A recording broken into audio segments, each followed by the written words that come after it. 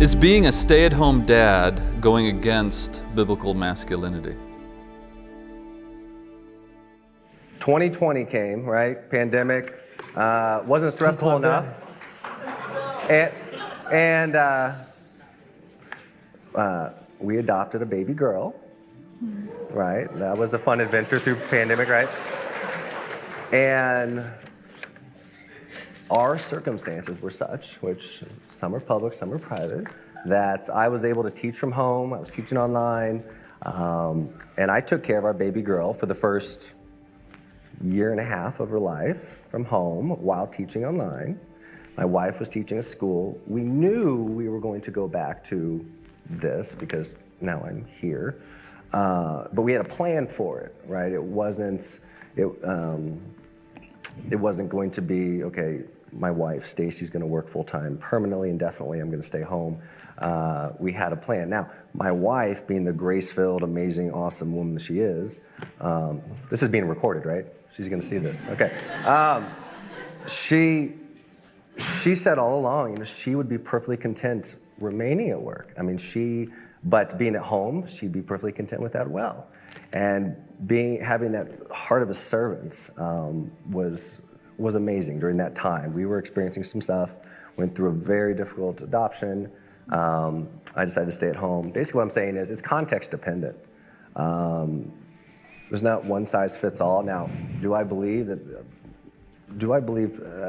most often, typically, man should be out working, providing? Absolutely. That's what I'm trying to say is in social psychology, they'll say it's just context dependent. So we just have to weigh every situation, as they come. But for the most part, I would definitely agree. Me being here, my wife being at home working, I mean, my goodness, I worked a year and a half at home. That's a job.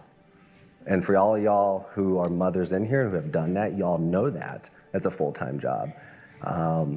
And so we need to remember that, not diminish that aspect of it, especially as men, to give credit where that credit's due. So. Timothy, 1 Timothy, again, very offensive book if you read that.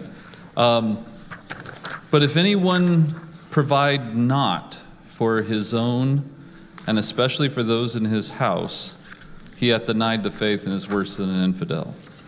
And so I think what Paul is getting at here is, you might run into times where, you have to adjust to the situation for a time. But the plan and the way things ought to be regularly is the man is the provider, because even the unbelievers understand that is what Paul is getting at. When I was at Westminster, I had a lot of guys. We talked about this with some of the guys who were working on their MDiv while their wife, went and earned money so that they could study and get this degree. And they understood that that was for a time, but eventually they were going to be the ones that provides as they got a place to preach and things like that.